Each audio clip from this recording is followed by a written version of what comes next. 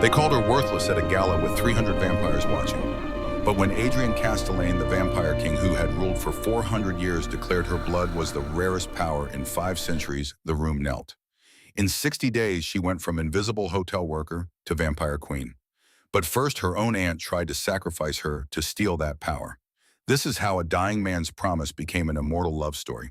The rain hit the windows of Massachusetts General Hospital like 1,000 tiny fists, and Mira Ashton stood in a hallway that smelled of antiseptic and ending things, holding a cup of coffee she could not taste and watching the door to room 847 like it might explode if she looked away. Inside that room, her cousin Rowan was dying.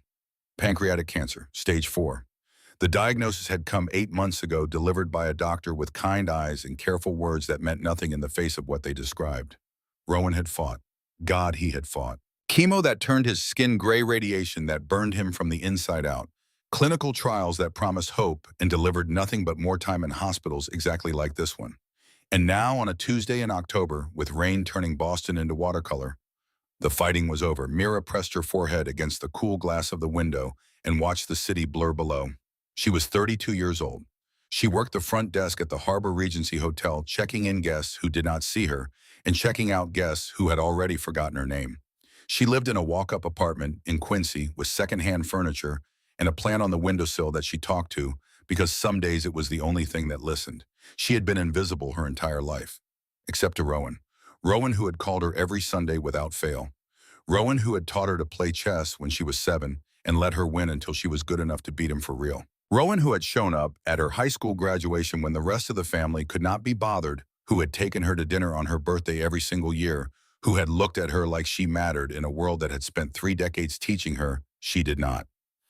The door to 847 opened. A man stepped out.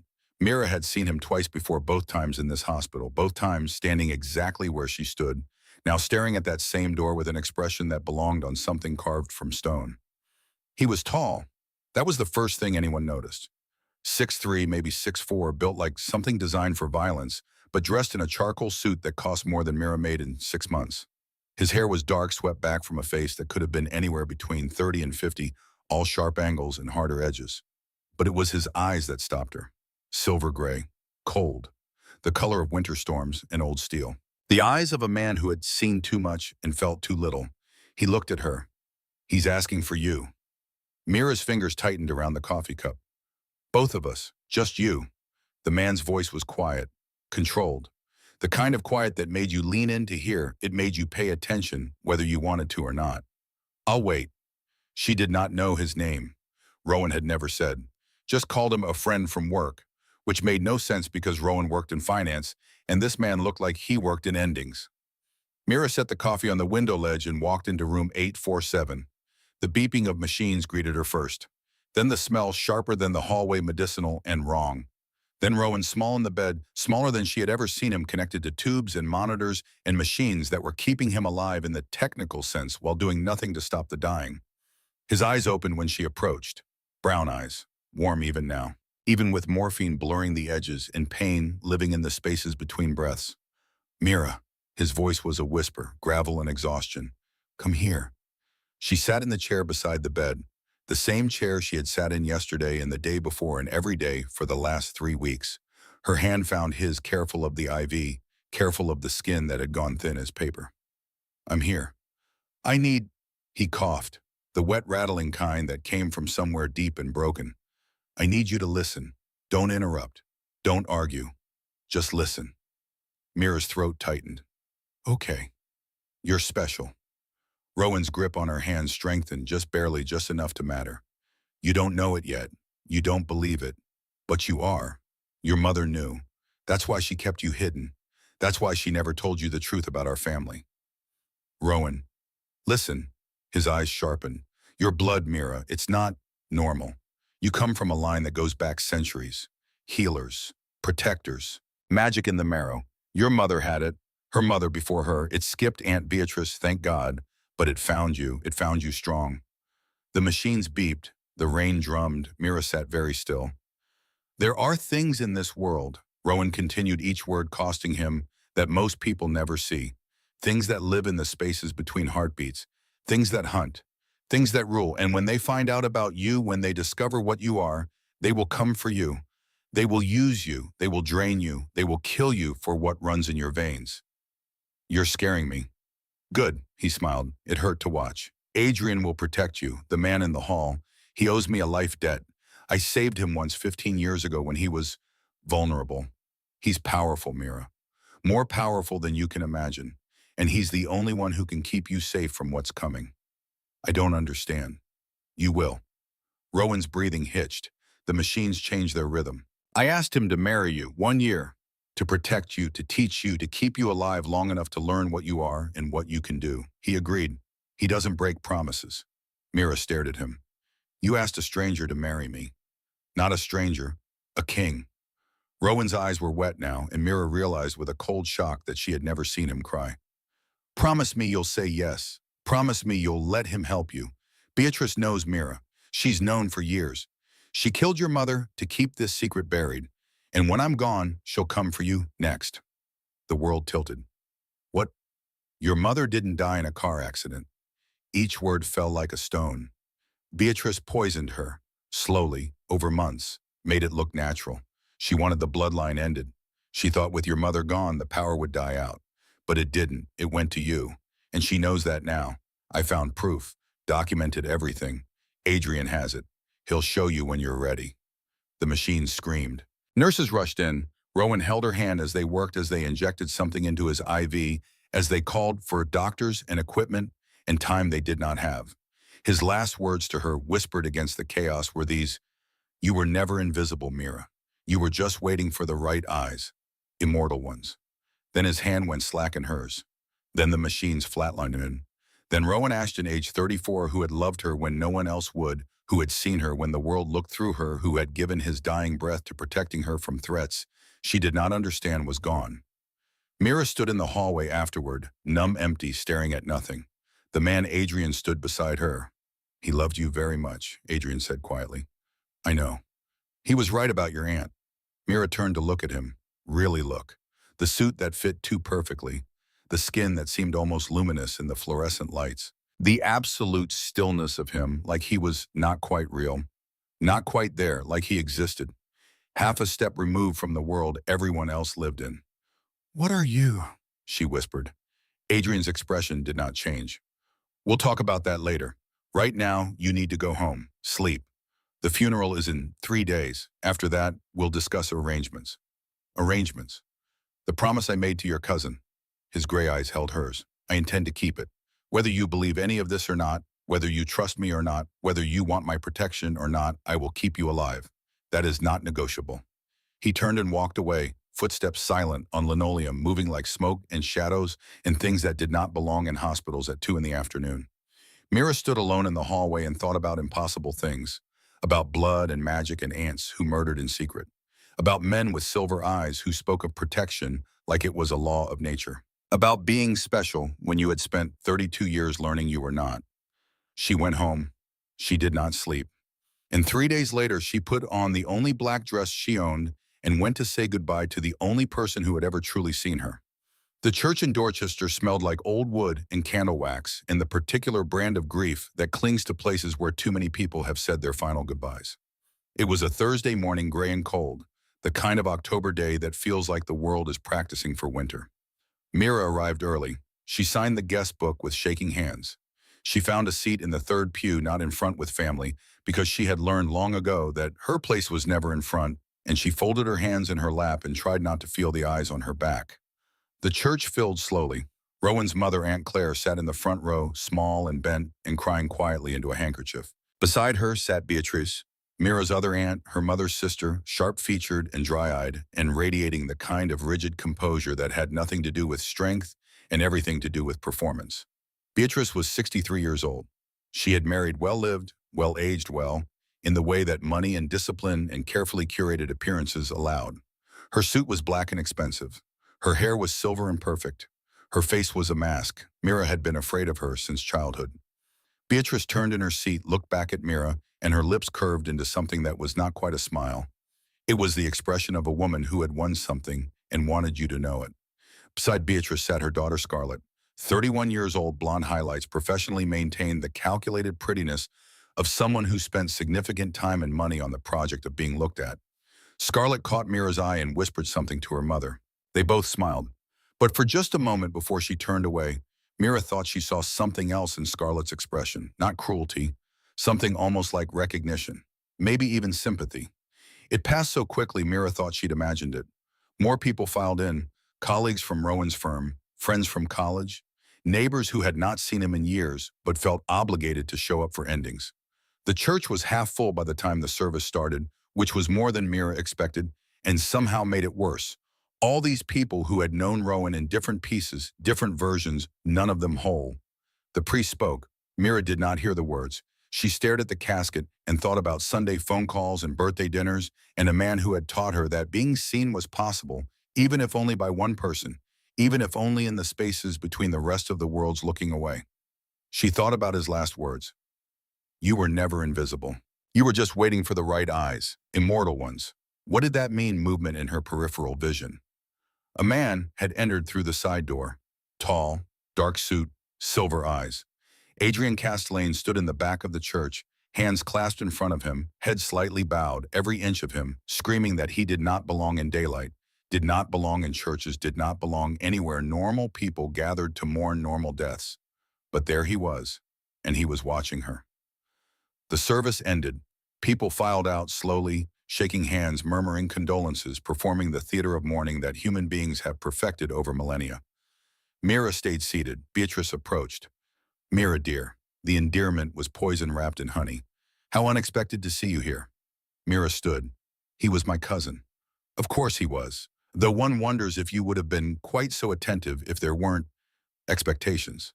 Beatrice's gaze swept over Mira's dress, her shoes, her hair, cataloging every inadequacy with practiced efficiency. You're aware there's a will reading this afternoon? I wasn't. Well, Rowan had certain assets.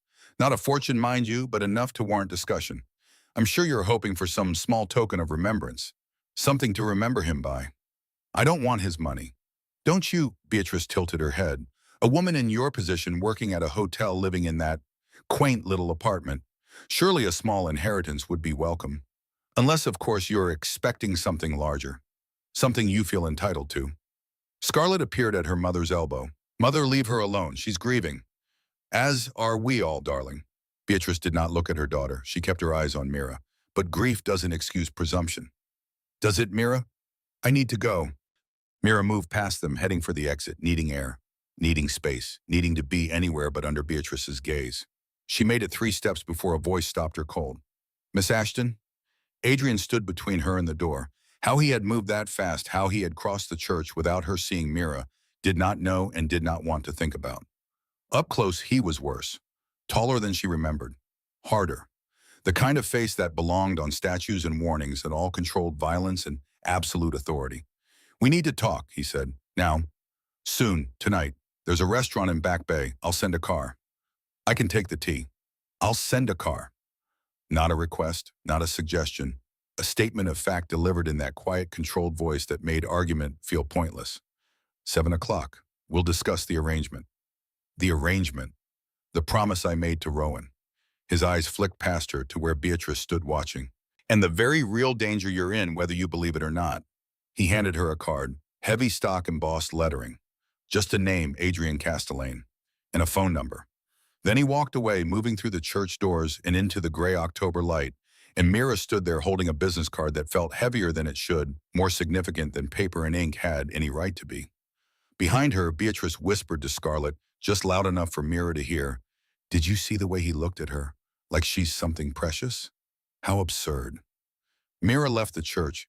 She stood on the steps and breathed cold air and felt the particular loneliness of being surrounded by people who shared your blood, but not your heart.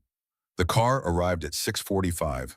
Black sedan, tinted windows, driver in a dark suit who opened the door without speaking and drove without asking questions. They pulled up to a brownstone in Back Bay at 6:58. The restaurant was called Vespers. It occupied the ground floor of a building that had been converted with the kind of money that makes old things look expensive instead of just old. The windows were dark. The door was unmarked. Mira would have walked right past it if the driver had not gestured. Inside, it was dimmer. Candlelight and shadows. Tables spaced far apart for privacy. The kind of place where conversations happen that could not happen in daylight. A hostess materialized, young, beautiful, moving with a grace that seemed almost inhuman. Miss Ashton, Mr. Castellane is expecting you. She led Mira through the restaurant to a private table in the back, tucked into an alcove with velvet curtains and a single candle burning in crystal. Adrian stood when she approached. That small gesture, that old-world courtesy, it hit her somewhere beneath her ribs because men did not stand for women like her. Men did not pull out chairs or wait for her to sit or look at her like she was worth the effort of manners. "Thank you for coming," he said. "Did I have a choice?" "Yes." He sat across from her. "You always have a choice, Mira. That's important. Whatever happens next, whatever you decide, it will be your choice. I won't force you. I won't manipulate you. I'll tell you the truth and you'll decide whether to believe it." A waiter appeared, silent, efficient. Set down 2 glasses of red wine without being asked. Mira did not drink hers. "Rowan told me things before he died," she said. "Impossible things. About my blood, about magic, about you owing him a life debt, about my aunt murdering my mother." Adrian nodded once. "He also said you're not human." "I'm not." The candle flickered. The restaurant was quiet around them. Other diners just murmurs and shadows. "What are you?" Adrian picked up his wine glass, studied the liquid in the candlelight, set it down without drinking. 412 years ago I died," he said quietly. "Stabbed in an alley in London over a debt I didn't owe. I bled out on cobblestones while people stepped over me like I was garbage. And then I woke up. Different. Hungry. Changed." Mira's hands were shaking. She pressed them flat against her thighs. "I'm a vampire, Mira. I have been for over 4 centuries. I rule the vampires of New England. I enforce laws in a world that exists parallel to yours. I drink blood to survive. I haven't seen sunlight in 412 years. And Rowan Ashton saved my life 15 years ago when someone tried to kill me with silver poisoning, which is one of the few things that can actually hurt what I am." He looked at her with those gray eyes that suddenly made terrible sense. "So when he asked me to protect you, to marry you, to keep you safe from the people who will hunt you when they find out what your blood can do, I said yes, because I owe him, because I keep my promises. And because whether you believe any of this or not, Beatrice Monroe knows exactly what you are, and she has been planning your death since the moment Rowan got sick." Silence. The restaurant breathed around them. Mira's heart hammered against her ribs like a bird in a cage. "You're insane," she whispered. "No, I'm honest, and I can prove it." He held up one hand, pushed back his sleeve, drew a knife from somewhere Mira could not see, and cut across his palm before she could stop him. Blood welled, dark, almost black in the candlelight. Mira gasped. Then she watched as the wound closed. Skin knitting back together in seconds, no scar, no mark. Nothing but smooth, pale flesh, where moments ago there had been torn meat and flowing blood. "Oh my God." Not God, just old, just different, just true. Adrian set the knife down. "Your blood, Mira, comes from a line of healers, ancient magic, the kind that predates religion and science and everything humans use to explain the world.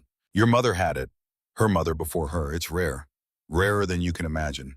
And in the wrong hands, it can be weaponized, used to make vampires stronger, used to cure our weaknesses, used to create armies." He leaned forward. "Beatrice knows this. She murdered your mother 23 years ago to try to bury the bloodline. But it didn't die with your mother. It came to you. And now that Rowan is gone, now that the one person protecting you is dead, she's going to come for you. She's going to try to take what you have. And if I don't protect you, if I don't bind you to me in a way that makes attacking you a declaration of war against me, you won't survive the month."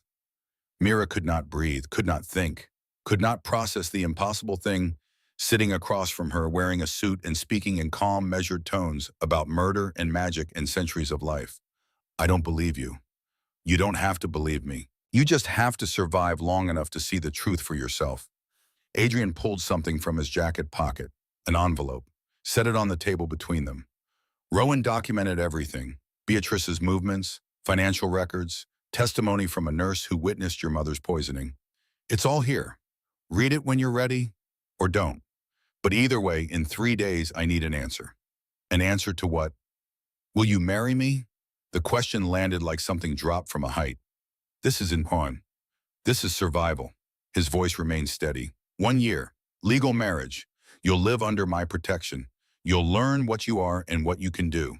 At the end of the year, if you want to walk away, you walk away. I'll make sure you're financially secure. You'll never have to work at that hotel again. You'll never have to worry about money or safety or Beatrice. But for 1 year, you carry my name. You live in my world. And no one touches you without going through me first. Why would you do this? I told you, I made a promise. That's not enough reason to marry a stranger. Adrian's expression shifted. Something passed across his face, brief and complicated and almost human. Rowan Ashton took a bullet for me, he said quietly. He stepped between me and a hunter's gun when he was just a fragile human who should have run. He saved me when he had no reason to, when there was no benefit to him, when it could have killed him. That kind of loyalty, that kind of courage is rarer than your blood, rarer than anything I've found in 4 centuries. So yes, a promise is enough. For me, it's everything. He stood. 3 days, Mira. Think about it. Read the documents.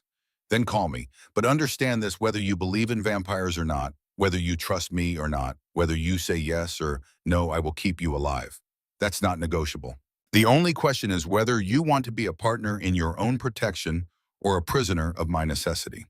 He left money on the table that Mira tomorrow had not seen him carry, left her sitting alone with a glass of wine she could not drink and an envelope full of impossible accusations and a business card that felt like a door she could not close once she walked through it. She opened the envelope. She read the documents. Bank transfers from Beatrice to a private nurse. Purchase orders for arsenic compounds disguised as medication. Witness testimony from a woman named Marjorie Hughes, who had worked in the hospice where Mira's mother died, who swore under oath that she had seen Beatrice administering special medication that was not on any chart. Mira's mother had died 23 years ago, slowly, painfully, wasting away from what doctors called an aggressive autoimmune disorder that attacked her organs one by one. Except it was not an autoimmune disorder, it was murder. Mira sat in the restaurant until the candle burned down to nothing. Then she went home. She climbed the stairs to her walk-up in Quincy. She sat on her bed with documents spread around her and a business card in her hand and a choice that was not really a choice at all. Because here was the truth that Mira Ashton had learned in 32 years of being invisible. No one offered you protection unless you needed it. No one called you special unless you were. No one promised to keep you alive unless someone was trying to kill you. She picked up her phone. She dialed the number on the card. Adrian answered on the first ring. I'll do it, she said. Silence. Then good. But I have conditions. Name them. I want to see proof, real proof, not just documents. I want to see what you are. I want to understand this world you're talking about. And I want the truth, all of it. No more secrets, no more protecting me from information I deserve to have. Agreed. Anything else? Mira looked around her apartment, at the second-hand furniture and the plant on the windowsill, and the life she had built from scraps and determination and the quiet acceptance that this was all she would ever get. When does it start? Saturday, I'll send a car, bring whatever you want to keep. Everything else I'll take care of. This is insane. Yes, Adrian said, and for the first time she heard something almost like warmth in his voice, almost like humanity. But you're still saying yes, which means you're braver than you think, or smarter than I gave you credit for. Probably both. He hung up. Mira sat in her apartment and thought about blood and magic and ants who murdered and men who were not men and impossible choices that somehow felt like the first real choice she had ever made. Saturday came faster than she expected. The car arrived at 9 in the morning. Black sedan, same driver. He loaded her 2 suitcases without comment and held the door while she climbed into leather seats that smelled like money and an old power. They drove to the courthouse downtown. Adrian met her at the steps. He wore a dark suit.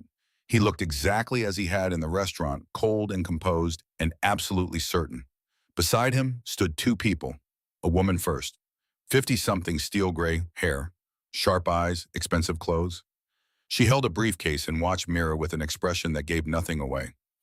And an older woman, maybe 60 years old, severe beauty, dark hair shot through with silver, dressed in black from head to toe. She stood like a soldier, like someone who had survived things that killed other people. Mira, Adrian said, this is Margaret Cross, my attorney, and Isadora Vale, my advisor. The older woman, Isadora, stepped forward, held out her hand. A pleasure, Miss Ashton. Rowan spoke of you often. He was very fond of you. Her grip was cool, firm. And when Mira looked into her eyes, she saw something ancient looking back. You're like him, Mira whispered. Vampire. For 300 years. Isadora smiled. It was not a comforting expression. Don't be afraid. We don't bite without permission. The ceremony lasted 11 minutes. A judge's chambers, paperwork, questions asked and answered, signatures on documents that made official what fear and necessity had already decided. When the judge said, "You may kiss the bride," there was a moment of absolute stillness. Adrian turned to her. Mira looked up at him, this stranger who was now her husband, this impossible thing wearing human skin, and she felt the distance between them like a country she could not cross. He leaned down. He pressed his lips to her forehead. Not her mouth, her forehead. A gesture so tender, so unexpected, so achingly gentle, that Mira's eyes closed involuntarily and something cracked inside her that she had not even known was holding. It lasted 3 seconds. Then Adrian straightened, offered her his arm. They walked out of the courthouse as husband and wife. And Mira thought with a clarity that felt like falling, I have married a vampire king, and my life will never be the same. The penthouse occupied the top 2 floors of a glass tower in the Seaport district. The elevator opened directly into the living space, which was vast and clean and minimal in the way that only very expensive things can be. Dark, hardwood floors, floor-to-ceiling windows overlooking the harbor. Furniture that looked like it had been chosen by someone who valued silence over comfort. And no mirrors. Not one. Mira noticed that immediately. Your room is this way, Adrian said. He led her down a hallway lined with abstract art to a door at the far end. Opened it. The bedroom was beautiful. Queen bed with white linens, a window overlooking water, a bathroom with a soaking tub and marble tile, a closet that was empty and waiting. Mira set her suitcases on the floor. Thank you. There's food in the kitchen. Isadora stocked everything. If you need anything else, just tell me. He stood in the doorway, one hand on the frame, his shoulders nearly filling the space. I know this is strange. I know you're frightened, but you're safe here. That's the one thing I can promise you absolutely. In this space under my protection, nothing will hurt you. What about you? I would never hurt you, Mira. How do I know that? You don't, not yet, but you will. He turned to go, then paused. One more thing. You'll notice there are no mirrors in the apartment. That's not because of the myth. Vampires have reflections. We just prefer not to look at ourselves. Makes it easier to forget what we've become. He left her alone in a beautiful room that was not hers, in a penthouse that smelled like money, and secrets married to a man who was not a man, caught between the life she knew and a world she did not. Mira sat on the edge of the bed and pressed her hand against her mouth, and did not cry because she had stopped crying about these things a long time ago. But she had also stopped hoping. And now, impossibly dangerously, she felt the first stirring of something that might have been hope if she was foolish enough to name it. Outside, the sun set over Boston Harbor, and in the penthouse, Adrian Castellane stood at the window staring out at the city he had ruled for 4 centuries, thinking about the woman now living under his roof. The woman Rowan had called special. The woman whose blood could change everything. The woman he had promised to protect. And the very dangerous possibility that this promise, like all his promises, might cost him more than he ever intended to pay. The first week was strange. They moved around each other, like dancers learning a choreography. Neither of them had chosen close enough to feel the pull, far enough to pretend it was not there. Adrian left before sunrise, returned after dark. Mira kept her shifts at the Harbor Regency, riding the T from Seaport to Back Bay, and back, moving through her days with the same quiet efficiency she had always used to survive. They existed in the same space without occupying it. Until the night everything changed. It started with insomnia. Mira could not sleep in the penthouse. The bed was too soft, the room too quiet, the knowledge of what lived down the hall too loud in her head. She lay awake, counting shadows on the ceiling, listening to the city breathe 13 floors below, wondering what she had agreed to, and why the fear felt less like terror and more like anticipation. At midnight, she gave up. She pulled on the oversized sweater that had belonged to Rowan, the one she had taken from his apartment after the funeral, the one that still smelled like him if she pressed it to her face and breathed deep enough. She padded down the hallway in bare feet, following the soft glow of light from the kitchen. Adrian stood at the counter. He had removed his jacket, rolled his sleeves to his elbows. His back was to her shoulders, broad under white shirt, fabric hands moving with precise efficiency as he poured water into a kettle.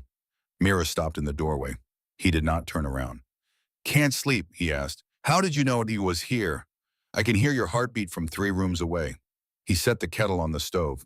It changes rhythm when you're nervous, gets faster when you're scared. Right now, it's doing both. Mira wrapped her arms around herself. That's invasive. That's honest. Adrian turned to face her. In the low kitchen light, his eyes caught and held the glow.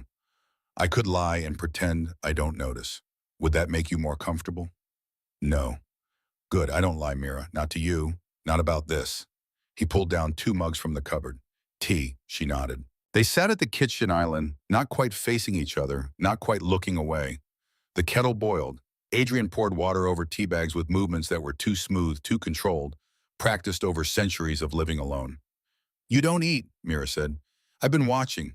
You don't eat anything. Just the wine that isn't wine. Very observant. What is it, the wine? Blood. He said it simply. Factually. Donated from willing sources. Stored and served at the right temperature. Less dramatic than the movies suggest. Mira's hands tightened around her mug. How often do you? Every 3 days. Sometimes 4 if I'm disciplined. The hunger is manageable. Controllable. I've had 400 years to learn control. He looked at her. You're safe from me if that's what you're asking. I wasn't asking that. Yes, you were, and the answer is still yes. You're safe, even if I wanted to, which I don't. Feeding from you would be. He paused, searched for the word. Complicated. Because of my blood. Because of everything. He set his cup down. Tell me about your day, the hotel, the guests, the small human dramas that make up a life I haven't lived in centuries. So she did. She told him about the couple from Texas who could not figure out how to use the room key, about the businesswoman who had left her laptop in the conference room and panicked, about the child who had dropped his stuffed elephant in the lobby and cried until Mira found it behind a potted plant. Adrian listened, really listened. Not the polite attention people gave when they were waiting for their turn to talk, but the deep focus of someone who wanted to understand, who cared about the answer, even when the answer was ordinary. When she finished, he said, You're good at that job. I'm a receptionist. It's not exactly complicated. You're good at seeing people, at making them feel heard. That's rarer than you think, especially in my world where most people are too busy performing power to actually notice anyone else. Something warm unfurled in Mira's chest. They sat in silence for a while. Comfortable silence. The kind that happens when 2 people discover they can exist together without needing to fill every second with sound. Then Mira's phone buzzed. She glanced at the screen. Unknown number. She almost ignored it, but something made her answer. Hello, static, then breathing, then a voice she recognized. Mira, dear. Beatrice, sweet as poison. I've been thinking about you, about poor Rowan, about the will reading you missed. Did you know he left you something, a letter? I have it here. Perhaps you'd like to come by tomorrow and collect it. Mira's heart kicked against her ribs. Adrian was watching her now, eyes intent. I'll think about it, Mira said. Don't think too long. Letters have a way of getting lost. Beatrice hung up. Mira set the phone down with shaking hands. What did she want? Adrian's voice had changed, gone colder, harder. She says Rowan left me a letter, wants me to come get it. It's a trap. You don't know that. I know Beatrice Monroe. I've had her investigated, thoroughly. She's dangerous, Mira, dangerously ambitious, dangerously desperate, and now dangerously aware that you're under my protection, which makes you both valuable and vulnerable. I can handle my aunt. Can you handle what she's aligned herself with? Adrian stood, crossed to a drawer, pulled out a folder, set it on the counter between them. Open it. Inside were photographs. Beatrice entering a warehouse on the docks. Beatrice shaking hands with a man whose face was half shadow. Beatrice accepting a package wrapped in black cloth. And then in the final photo, the man's face visible in profile. Beautiful. Inhuman. Eyes that caught the camera flash and reflected it back in shades of amber and gold. Kieran Thorne, Adrian said quietly. 300 years old. Vampire Council elder. Ambitious. Ruthless. Convinced that I've held power too long and ready to take it by any means necessary, including using your blood to create an army strong enough to overthrow me. Mira stared at the photograph. He's been courting Beatrice for weeks, Adrian continued, promising her immortality in exchange for delivering you. She doesn't know what your blood actually does yet, but she knows it's valuable. And she knows I married you to protect it. That makes you leverage, a weapon she can use against me. I thought you said I was safe here. You are, in this penthouse, under my protection. But the moment you walk out that door without me, the moment you go to collect some letter that probably doesn't exist, you become a target. He leaned forward, palms flat on the counter.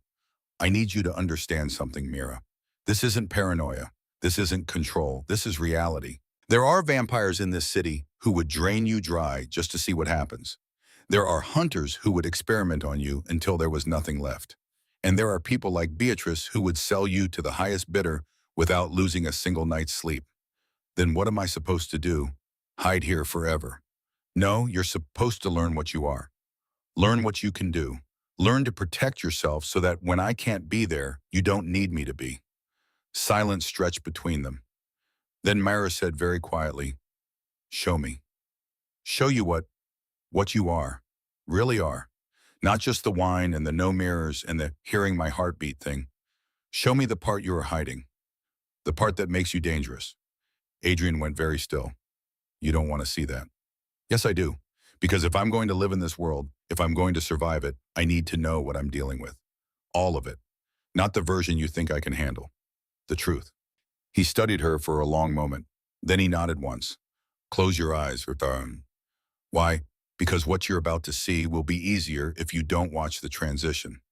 Mira closed her eyes. She heard movement, fabrics shifting. Breathing that changed rhythm went deeper, slower like something ancient waking up.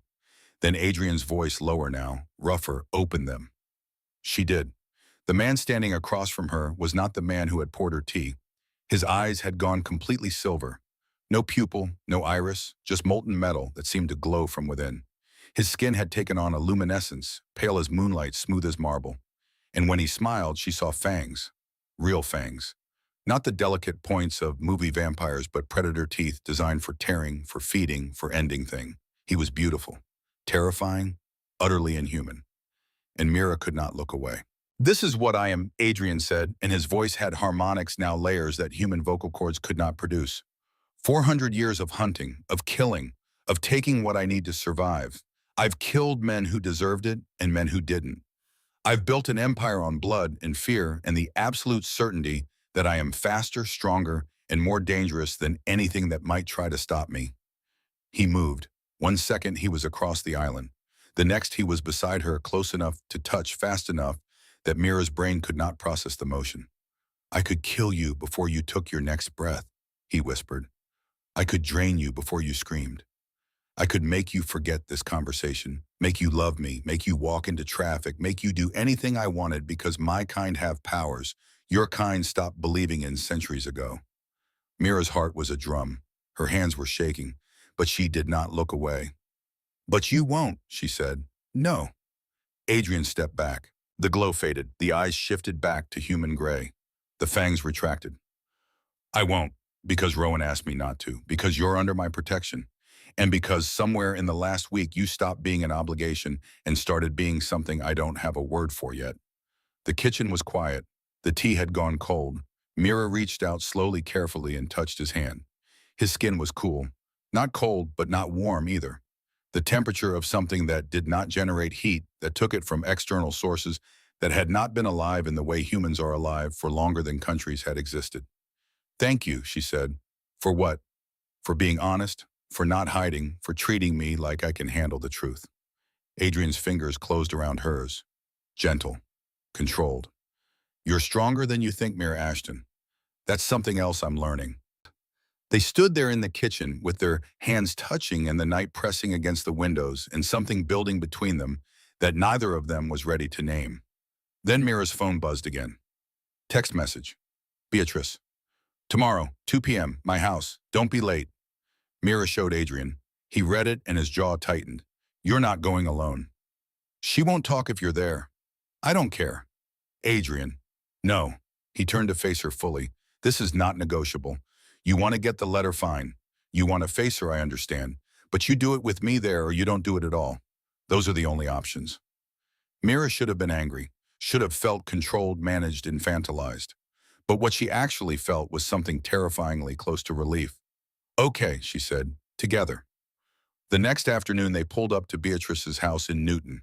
Colonial, perfectly maintained, the kind of house that whispered old money and careful appearances. Beatrice answered the door herself. She looked at Mira, then at Adrian, then back to Mira with an expression that was equal parts fury and calculation. I said you could come, not him. We're a package deal now, Mira said, and she was surprised by how steady her voice was. You wanted to see me? Here I am. Beatrice's smile was razor thin. Of course, come in. Both of you. The living room was exactly as Mira remembered from childhood visits. Expensive furniture, fresh flowers, everything positioned just so to create the impression of warmth while delivering none of it. Scarlett sat on the sofa. She looked up when they entered, and something flickered across her face. Not quite guilt, not quite sympathy, something complicated. And for just a moment in the afternoon light streaming through the windows, Mira noticed something strange.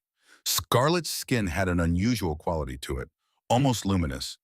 And when she moved to stand, there was a grace to it that seemed unnatural, too smooth, too perfect. The letter, Beatrice said, settling into her chair like a queen on a throne. Yes, Rowan did leave you something.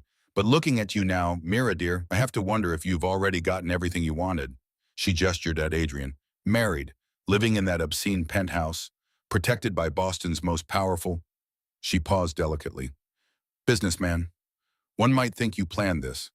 That poor Rowan, sick and dying, was convinced to leave his charity case cousin in the care of someone who could elevate her station. Adrian's hand found Mira's, squeezed once. A warning or a comfort, she could not tell. You have 30 seconds to produce the letter, he said quietly, or we leave and you never get another chance. Beatrice's eyes flashed. You don't give orders in my house. I give orders everywhere. That's what happens when you're what I am. Adrian smiled. No fangs, but something in his expression made Beatrice go pale. The letter. Now. She pulled an envelope from the side table, held it out. Mira took it with trembling hands. Inside, Rowan's handwriting. My dearest Mira, if you're reading this, I'm gone. I'm sorry I couldn't tell you everything face to face. About your mother, about what you are, about why I asked Adrian to protect you. But know this, you are extraordinary. You are powerful. You are everything our aunt said you weren't. Don't let her poison you the way she poisoned your mother. Don't let her make you small. Adrian will keep you safe long enough to learn your strength. Trust him. Trust yourself. And when the time comes, don't be afraid to let them see what you can do. Love always, Rowan. Mira's eyes burned. Touching, Beatrice said, though I notice he failed to mention exactly what you can do. What's so special about you, Mira? What power could you possibly have that warrants this much attention? That's none of your concern, Adrian said. Oh, but it is. Beatrice leaned forward. You see, I've been doing research about bloodlines, about magic, about the old families and what they could do before science explained it all away. And I've learned some very interesting things about my sister's line, about what her blood could do for certain beings. She looked directly at Adrian. How much is she worth to you, I wonder? How much would you pay to keep her blood out of other hands? Because there are people very interested in acquiring her, people who've made me very generous offers. Adrian moved. 1 second he was standing beside Mira. The next he was across the room. One hand wrapped around Beatrice's throat, lifting her half out of her chair with casual, terrifying ease. Let me be very clear, he said, and his voice was silk over steel. Mira is under my protection. That makes her untouchable. If you threaten her again, if you contact her again, if you so much as think her name with anything but respect, I will end you. Not quickly, not cleanly. I will make you beg for death in ways your human mind cannot imagine. Do you understand? Beatrice could not speak, could only nod, eyes wide with terror. Adrian released her. She collapsed back into the chair, gasping. Scarlett had gone sheet white, paler than fear should make someone, almost translucent in the dim light, like her skin was not entirely solid. We're leaving, Adrian said. He offered Mira his arm. You have what you came for. They walked out, got into the car, drove 3 blocks before Mira started shaking. Not from fear, from rage. She killed my mother, Mira whispered, and she sits there in that perfect house with her perfect furniture like she didn't commit murder, like she didn't destroy my entire childhood, like she has the right to judge me. I know. I want her punished. She will be. How you can't just kill her. You said you don't kill without reason. I don't, but Beatrice is making choices that will have consequences. She's aligned herself with Kieran. She's threatening you. She's playing a game she doesn't understand with pieces she can't control. That game will end her. I don't have to do anything except wait. Adrian pulled the car over, turned to face her. But if you want justice for your mother, if you want to see Beatrice face what she's done, then we need to make you strong enough to deliver it yourself. That's the only revenge that matters. Not me killing her for you. You standing in front of her powerful and unafraid everything she said you could never be. Mira looked at him. This vampire king who had married her out of obligation and was looking at her now like she was the only real thing in his 400-year life. Teach me, she said. I will, starting tonight. That evening, Isadora came to the penthouse. She moved through the space like she owned it, which Mira supposed she partly did after 300 years of being Adrian's second. You want to learn about your blood, Isadora said without preamble. Good. Ignorance gets you killed. Sit. They sat at the dining table. Isadora pulled out papers, old documents, maps marked with symbols Mira did not recognize. Your line goes back 1,500 years, Isadora began, to a time before Christianity, before Rome, when magic was as common as breathing. The healers, women mostly, some men, people born with blood that could cure, could strengthen, could change. They were worshipped, then feared, then hunted. By the time the church consolidated power, most of them were dead or in hiding. She spread out a family tree, names in faded ink. Your mother's line survived because they hid, married into normal families, diluted the blood, made themselves invisible. But every few generations it comes back strong. Your grandmother had it, your mother had it, and now you. What can it do? Mira asked. Everything vampires fear. Isadora smiled grimly. A single drop of your blood can heal our wounds in seconds, can make us immune to silver for days, can let us walk in sunlight for hours, can cure the blood madness that drives some of us insane. In the wrong hands, your blood could create an army of vampires with none of our weaknesses. Unstoppable, unkillable. Mira's stomach turned. That's why Kieran wants you, Adrian said from where he stood at the window. He's been trying to overthrow the council for decades. With your blood, he could create vampires loyal to him, immune to traditional weapons, strong enough to challenge anyone who opposes him. And Beatrice wants immortality, Isadora said. She's terrified of aging, of dying, of being forgotten. Kieran has promised to turn her if she delivers you. She doesn't know he'll drain you dead and discard her the moment he has what he needs. Mira pressed her palms flat against the table. What if I refuse? What if I just don't let anyone use my blood? Then you become a target for everyone who knows what you are. Vampires, hunters, other things that live in the dark. They'll take what they want whether you consent or not. So I have no choice. You have one choice. Adrian turned from the window.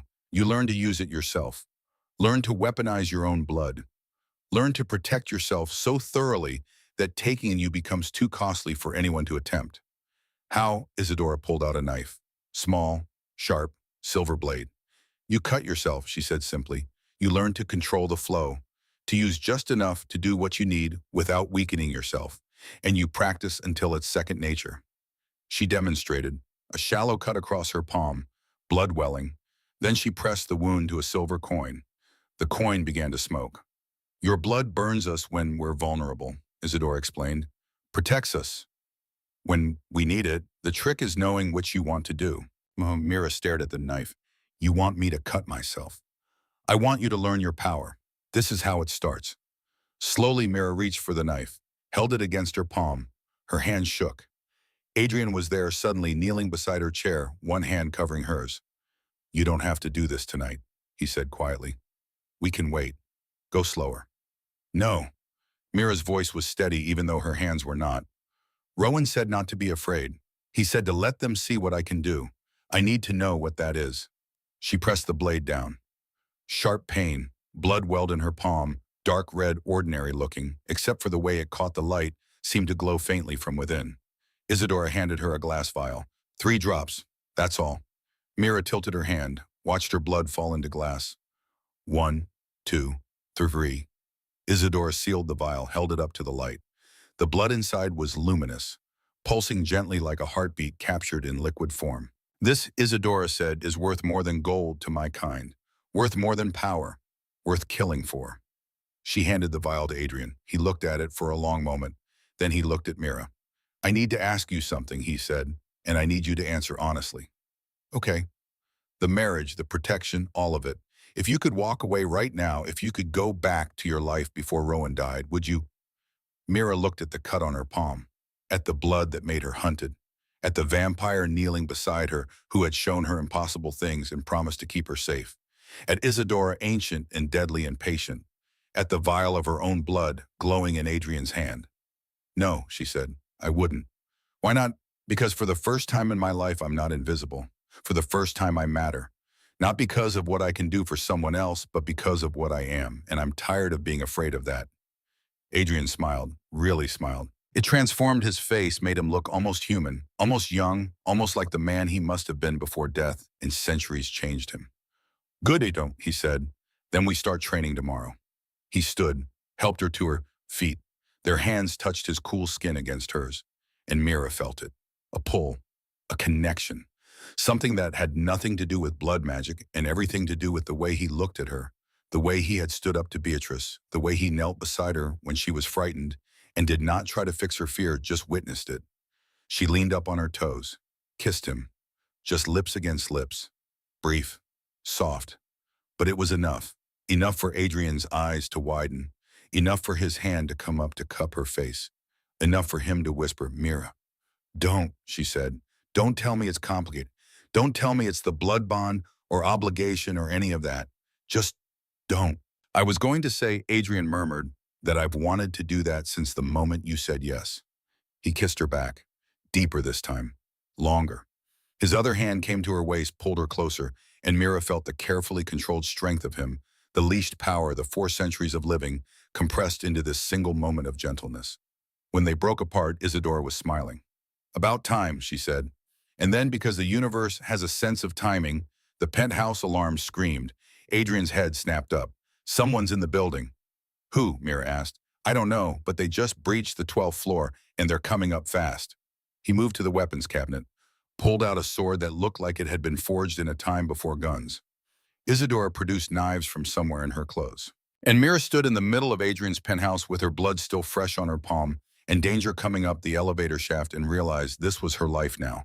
Blood and magic and vampires and war. And somehow, impossibly, she was ready for it. The elevator dinged, the doors opened, and Kieran Thorne stepped into the penthouse with 6 vampires at his back and a smile that promised violence. Adrian Castellane, he said, we need to talk about the human you're hiding. Kieran Thorne stepped into the penthouse with amber eyes fixed on Mira, like a predator sizing up prey. His 6 vampires spread out behind him, blocking exits, moving with synchronized precision. Adrian did not move, did not speak. But the temperature in the room dropped 10 degrees. Mira's heart hammered against her ribs. Get out, Adrian said quietly. Not until we discuss the situation. Kieran's smile widened. See, there's been talk, council talk, about you breaking protocols, marrying a human without permission, hiding assets of significant value. Some members are concerned you're planning a coup, using her blood to create an army loyal only to you. Some members, you mean you. I mean the majority who are tired of your 400-year reign, who think it's time for new leadership. Younger leadership, leadership that doesn't cling to outdated notions of honor and restraint. Kieran's gaze slid to Mira. Give her to the council for evaluation. Let us determine what her blood can do. Share the resource. Prove you're not hoarding power. Do that and we'll forget this breach of protocol. No. The word hung in the air like a blade. Kieran's expression hardened. That wasn't a request, Adrian. That was an order from the council. You have 48 hours to comply, or we'll come take care ourselves. Isadora moved, fast as thought, knife in hand. But Kieran was faster. He caught her wrist, twisted. The knife clattered to the floor. Careful, old one. You're powerful, but you're not council, and you're certainly not worth declaring war over. But I am. Adrian's voice cut through the room. He stepped forward, and something happened to the air around him. It warped, thickened, like reality itself was bending to accommodate the force of his will. This is my territory, Adrian said, and his voice had harmonics now, layers of sound that made Mira's teeth ache. My city, my domain, and she is under my protection. That makes her untouchable. If the council wants war, I'll give them war. But they should know what they're starting, because I was building empires when most of them were still human. I was ending rebellions when they were learning to hunt. And if they think 400 years of rule has made me soft, they're welcome to test that theory. Tonight, right here. Silence. The vampires with Kieran shifted uncomfortably. Kieran's smile never wavered. Big words, old king. But you can't fight the whole council. Not even you. Watch me. For 10 seconds, nobody moved. Then Kieran laughed. 48 hours, Adrian. After that, we come for her. And you won't be able to stop all of us. He turned, walked to the elevator. His vampires followed. The doors closed. They were gone. Mira's legs went weak. She sat down hard on the nearest chair. That was a declaration of war, Isadora finished grimly. Kieran just gave you 2 days to prepare. He's been planning this for months, maybe years. Adrian was pacing now, fast, agitated movements that did not match his usual control. He knows, Adrian said. He knows exactly what her blood can do, which means someone told him. Someone close enough to Rowan to have learned the truth. Beatrice, Mira whispered. Yes, which means she's not working alone. She's been feeding Kieran information. Probably for months, since before Rowan died. Mira thought about the letter, about Beatrice's smug smile, about how quickly she had aligned herself with forces she did not understand. What do we do? Adrian stopped pacing, looked at her. We have 2 choices, run or fight. Running means hiding forever, Isadora said. They'll hunt you, both of you, for centuries if they have to. And fighting means we take the war to them before they bring it to us. We expose Kieran's real plan. Rally the council members who are loyal, and we make you too valuable to kill. How? Isadora and Adrian exchanged a look. There's something we haven't told you, Adrian said carefully, about what happens when a vampire drinks your blood directly. Not stored, not aged, fresh from the vein. Mira's stomach clenched. What happens? We bond permanently, a connection that goes beyond marriage, beyond protection. Your blood becomes part of us, makes us stronger, yes, but it also ties our lives together. If you die, we weaken. If you're hurt, we feel it. It's intimacy at a molecular level. You want a drink from me? No, God, no. That's the last thing I want. Adrian ran a hand through his hair, a gesture so human it startled her. But it might be the only way to make the council see you as untouchable. If I bond with you publicly, if I claim you in front of witnesses, killing you becomes killing part of me. Even Kieran wouldn't risk that. The political fallout would destroy him. So we stage a bonding ceremony, Mira said slowly. Make it official. It's more than ceremony. It's real, permanent, and it means you'd be tied to me for as long as you live. No going back, no walking away at the end of the year. Mira looked at him, this vampire king who had married her out of obligation and was looking at her now like she was the thing he feared losing most. Okay, she said. Mira. I said, okay, we do it, we bond, we make me untouchable, and then we survive whatever comes next. Adrian crossed to her, knelt in front of her chair. You understand what you're agreeing to. This isn't temporary. This isn't protection with an exit strategy. This is forever. I know. Why? Because I trust you, because you've never lied to me, and because... She touched his face. Cool skin, gray eyes that held 4 centuries of living. Because somewhere in the last 2 weeks, you stopped being the stranger Rowan asked to protect me. You became the person I choose to stand beside. Adrian closed his eyes. When he opened them again, they were wet. Mira had never seen a vampire cry. We'll prepare tonight, he said roughly. Call the council tomorrow. Make it formal. The ceremony will be tomorrow night. Tomorrow, Mira agreed, but tomorrow was interrupted. They spent the next day preparing. Adrian made calls. Isadora arranged security. Mira tried to understand what she was agreeing to, what it would mean to be bonded to a vampire king for the rest of her life. Night fell. Mira went to bed early, exhausted from the tension. Adrian stood watch by the windows. Isadora patrolled the perimeter. That was when Professor Nathaniel Cross and 5 hunters breached the penthouse from the roof. They used silver gas, knocked out Isadora in seconds. Adrian lasted longer fighting, even as his skin blistered, even as his strength drained, but eventually he went down too. And Mira woke to rough hands dragging her from bed to a cloth pressed over her mouth that smelled like chemicals and darkness, to the sound of her own screaming, getting quieter and quieter until it was just silence. She woke in a warehouse, cold concrete under her cheek, zip ties cutting into her wrists, the smell of rust and old blood, and fear. She blinked, tried to sit up, a boot pressed down on her shoulder keeping her flat. Easy, Miss Ashton, no sudden movements. That voice, Professor Cross. Mira turned her head. He crouched beside her, handsome in that clean-cut academic way, wire-rimmed glasses catching the overhead lights. He looked exactly like he had in class, friendly, approachable, completely human, except for the silver knife in his hand. "You're wondering how we found you," Cross said pleasantly. "Your aunt. Beatrice was very helpful. Security codes, patrol schedules, even the perfect time to strike. She's quite motivated, you know. Immortality is a powerful incentive." "Where is she?" "Watching. We thought she'd enjoy seeing the fruits of her labor." Cross gestured. Mira turned her head the other way. Beatrice stood near a metal table covered in medical equipment. Syringes, vials, tubes. She looked excited, eager. Mira's blood went cold. "You're going to drain me." "Eventually, but first we're going to test a few theories. See exactly what your blood can do, how much we can extract before you die, whether it retains its properties when frozen, whether we can synthesize it." So many questions. So little time. Cross smiled. "Though I suppose we have all the time we need now. The vampires don't know where you are. And even if they did, we have enough silver weapons here to hold them off for days." He stood, gestured to two hunters. They lifted Mira, strapped her to a medical chair. She fought, kicked and screamed and struggled with everything she had, but they were stronger. Trained, professional. Within minutes, she was immobilized. Cross approached with a syringe. "This will hurt," he said almost apologetically. "The first extraction always does, but you'll get used to it, or you won't. Either way, we'll have what we need." He pressed the needle to her arm.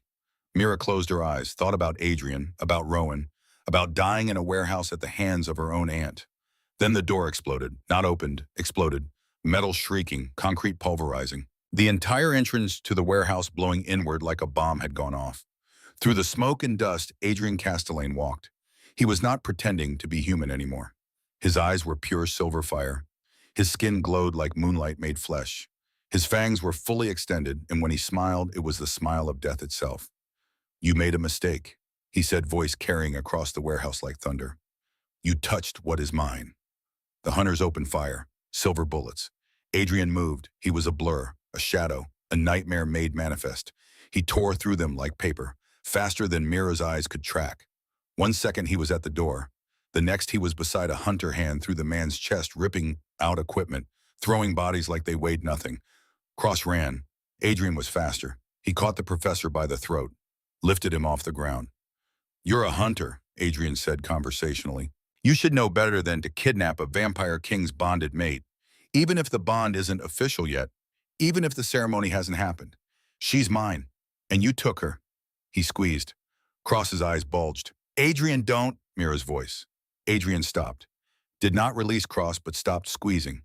"He was going to drain you." "I know, but killing him makes you the monster they think you are. Let the council deal with him. Let vampire justice handle it. Don't do this for me." Adrian looked at her. Really looked. Then he threw Cross across the warehouse. The professor hit the wall and collapsed unconscious. Adrian was beside Mira in an instant, breaking her restraints like they were made of tissue paper. "Are you hurt?" "No, Did he take any blood?" "No, you got here in time. Pacific." Adrian pulled her into his arms, held her so tight she could barely breathe. "I thought I lost you. I woke up and you were gone, and I thought—" His voice broke. "Don't ever disappear like that again." "How did you find me?" Isidora tracked Beatrice's phone. "We tortured the location out of one of Kieran's vampires. And I called in every favor I've accumulated in 400 years." He pulled back just enough to look at her. "The council is here, outside, waiting. They saw what Cross was doing. They heard Beatrice's plan, and they're very interested in having a conversation about who's really breaking protocols." Footsteps. Mira looked past Adrian. A woman stood in the ruined doorway, ancient, regal, dressed in black silk that looked like it cost more than the warehouse. Her skin was the color of mahogany, smooth and ageless. Her hair was white, bound in intricate braids, and her eyes were the deep crimson of old blood. "Adrian Castellane," the woman said, voice like aged wine. "It seems we owe you an apology and an explanation." Adrian helped Mira to her feet. "Counselor Amara, I didn't expect you personally. When one of our elders is accused of conspiracy to commit treason, I make exceptions." Amara's gaze swept the warehouse, took in the bodies, the equipment, Beatrice cowering in the corner. "Where is Kieran Thorne?" "Fled, I'd imagine. Once he realized his plan fell apart." "Pity, I would have enjoyed executing him myself." Amara turned to Mira. And you must be the human everyone is fighting over. Come, let me see what all the fuss is about. Mira stepped forward. Amara studied her, not with cruelty, with curiosity. You're afraid. Yes. Good. Fear keeps humans alive. But you're not just afraid, are you? You're angry at her. Amara pointed at Beatrice. Why? She killed my mother 23 years ago, poisoned her to hide the bloodline, and now she tried to sell me to hunters to become immortal. She deserves to face justice. What kind of justice? The kind where she doesn't get what she wants, where she faces consequences for murder, where everyone knows what she did. Amara smiled on. It was a terrifying expression. I like you, human. You have spine. Adrian, is the bonding ceremony still happening? If Mira agrees, yes. I agree, Mira said immediately. Good. We'll witness it. Make it official, and then we'll deal with the traitors. Amara gestured to her guards. Take the human woman, the one who sold her niece. Lock her in the council chambers. She'll stand trial for conspiracy against a vampire-protected human. Beatrice screamed as the guards dragged her away. No, I was promised. Kieran promised me immortality. I gave you everything you can. I can do whatever I want, Amara said coldly. I'm the council head, and you just learned a very painful lesson about making deals with vampires. We lie. The guards hauled Beatrice into the night. Her screams faded. Amara turned to Adrian and Mira. Tomorrow night, the council chambers. We'll make this official. Bring witnesses you trust. And prepare yourself human. Because once you're bonded to Adrian Castellane, your life as you knew it is over. You'll be vampire nobility. Vampire royalty even. With all the politics and danger that entails. She left. Adrian and Mira stood alone in the warehouse surrounded by wreckage. Are you sure? Adrian asked quietly. Once we do this, there's no going back. I've never been more sure of anything. You could still be human, still have a normal life. I don't want normal. I want this. I want you.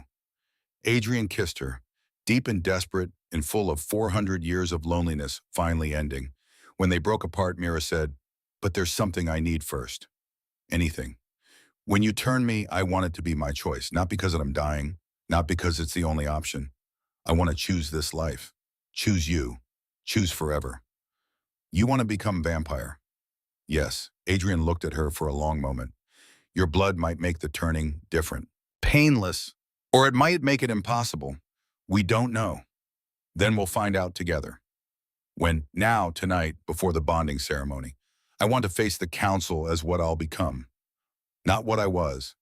Adrian closed his eyes. You're asking me to kill you and bring you back. I'm asking you to give me forever. He opened his eyes. They were wet again. Okay, they went to the penthouse. Isadora waited there, recovered from the silver gas, pacing like a caged animal. When she saw them, she sagged with relief. Thank God, I thought. She stopped, looked at Mira. You're going to do it, aren't you, the turning? Yes. Your blood might make you immune. You might die human. I know. You might survive, but go mad. The transition breaks some people. I know. And you still want this? I do. Isadora looked at Adrian. If this goes wrong, it won't, Adrian said, but his voice was hollow. They prepared. Adrian's bedroom. Candles lit. Isadora, standing guard. Mira lay on the bed. Adrian sat beside her. Last chance, he whispered. We can stop. We can find another way. There is no other way. This is how I survive. How we survive. Mira reached up, touched his face. I love you. I didn't think I'd ever say that to anyone, but I love you. And I want forever with you. Adrian's face crumpled. I love you too. More than I thought this dead heart could feel. More than 400 years of existence prepared me for. He bent down, kissed her. Then his fangs extended. He bit. The pain was instant, sharp and bright and overwhelming. Mira gasped. Adrian's venom flooded her system, cold fire racing through her veins, burning and freezing simultaneously. Her heart stuttered, slowed, stopped. She died. For 30 seconds, Mira Ashton was dead. Then something happened. Her blood, her healer blood activated. It fought the venom, merged with it, changed it. Her heart kicked back to life, but different, slower, stronger. Her eyes opened. The world was brighter, sharper, every detail in impossible focus. She could hear Adrian's breathing, Isadora's heartbeat 3 rooms away, the city 13 floors below. She sat up. Adrian was staring at her. Your eyes, he whispered. Mira looked in the mirror he held up. Her eyes were gold, not amber like Kieran's, pure gold, like sunlight trapped in crystal, like dawn breaking. You're the first, Isadora breathed. In 3,000 years of vampire history, you're the first to turn with gold eyes. What does it mean? I don't know, but it means something. Mira stood, felt power coursing through her. Vampire power, but something else too. Something warm where vampires were cold. Something light where they were shadow. Test it, Adrian said. See what you can do. Mira closed her eyes, focused, felt her blood moving through her new body. Then she thought about sunlight, and she began to glow, soft at first, then brighter. Light emanating from her skin like she had swallowed the sun. Isadora gasped. Adrian took a step back. Mira opened her eyes. I can make light, she whispered. In a world of darkness, I can make light. That's impossible, Isadora said. Vampires can't. I'm not just vampire, I'm still healer. I'm both. Mira looked at Adrian. Your blood made me vampire. My blood made me something new. She reached for him, touched his hand. Light flowed from her palm into his skin. And for the first time in 412 years, Adrian Castellane felt warm. Oh my God, he breathed. I can give you sunlight, Mira said. I can cure the cold. I can change everything. The bonding ceremony happened the next night.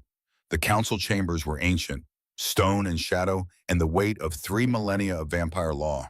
40 vampires filled the space. Council members, witnesses, observers. Imara presided. We are here, she said formally, to witness the bonding of Adrian Castellane, King of New England, and Mira Ashton turned vampire of the healer line. This union is permanent, binding, sanctioned by the council. Does anyone object? Silence. Then proceed. Adrian took Mira's hand, led her to the center of the chamber. Under the eyes of immortals, he bit his wrist, offered his blood. Mira drank, the bond snapped into place, a connection deeper than thought, deeper than breath. She felt him, his heart, his mind, his 4 centuries of memory and loneliness, and finally finding home. Then she bit her own wrist, offered her blood. Adrian drank, and the bond completed.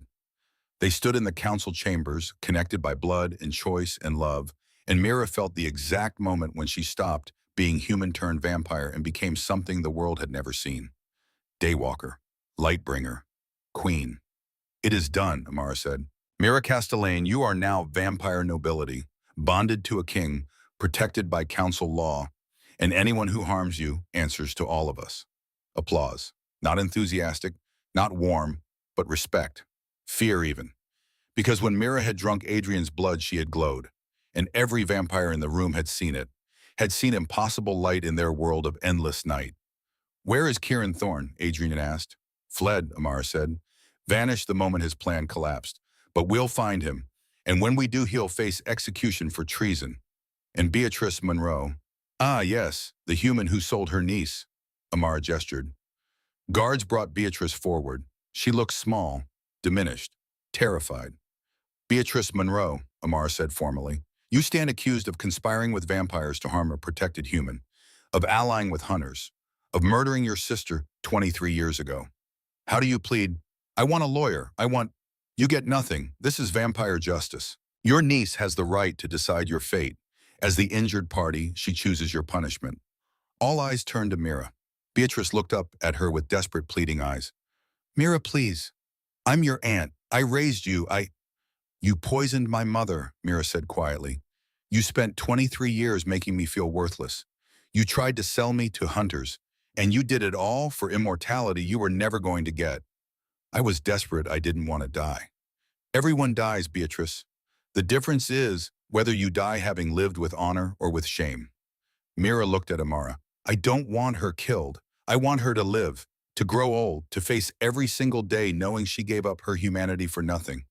And I want her to watch me thrive, to see me happy, to know that everything she said I'd never be, I became anyway. Imara smiled. Wise and cruel. I like you more every moment. Guards, release her. Let the human go. She's no threat to us. She's just sad. They removed Beatrice's restraints. She stumbled toward the exit, turned back once. Mira, goodbye, Aunt Beatrice. I forgive you, but I never want to see you again.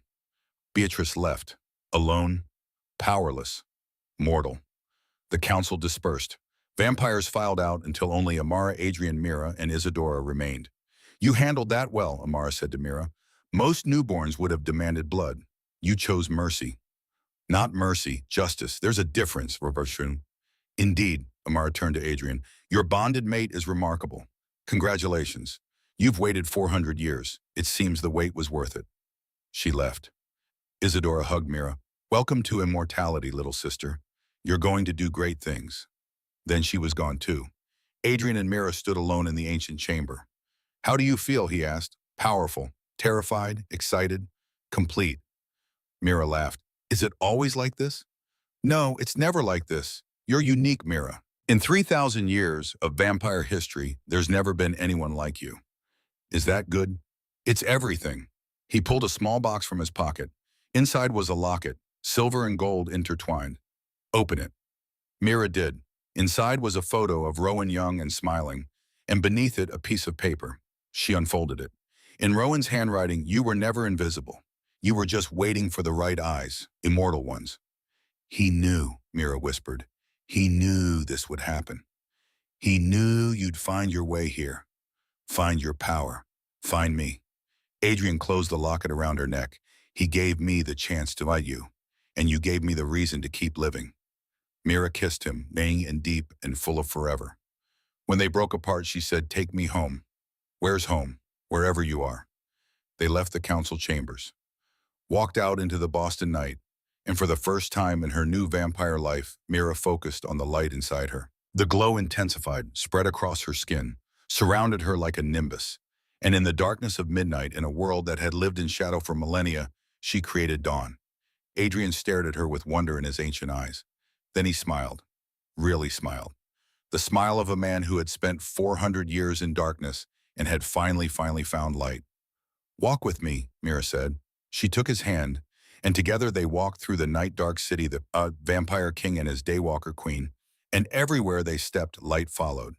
People on the street stopped and stared. Not at Adrian, at her, at the impossible woman glowing like sunrise at midnight, at the proof that magic was real. That transformation was possible, that the invisible could become unforgettable.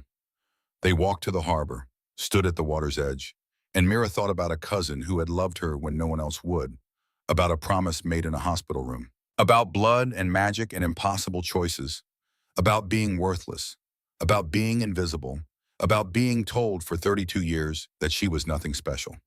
She looked at Adrian, at this ancient, powerful being who knelt before her, who cried when she said she loved him, who had given her forever. 1 year later, she said, what do you think we'll be doing? Ruling, Adrian said simply, changing laws, making the world safer for both our kinds, teaching others what you've shown me. What have I shown you? That 400 years of darkness means nothing when you finally find the light. Mira pulled him close, kissed him under the stars, and when she pulled back, she let the glow fade just enough to see his face clearly. I love you, she said, for the next 1,000 years and every day after that. I love you too, Adrian whispered, my daywalker, my queen, my Mira. They stood at the harbor's edge until the real dawn began to break. And when the first rays of sunlight touched the horizon, Adrian did not flinch, did not burn, did not retreat into shadow, because Mira's blood had given him something no vampire had possessed in 3,000 years, the ability to stand in daylight, to feel warmth, to watch the sunrise without dying. Thank you, he breathed, as golden light washed over them both. For what? For choosing me, for choosing this, for teaching me that promises can become something more beautiful than obligation. Mira smiled, took his hand, and together they watched the sun rise over Boston, a vampire king and his daywalker queen, bound by blood, connected by choice, transformed by love. And in that moment, Mira Castellane understood the final truth. She had never been invisible.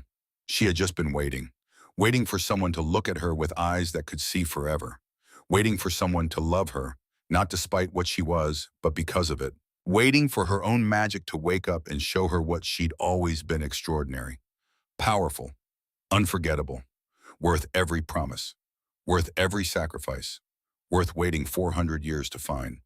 The sun rose higher, the city woke around them, and Mira Ashton, who had spent 32 years being overlooked, stood in the light with a vampire king who would never look away. She was invisible no more.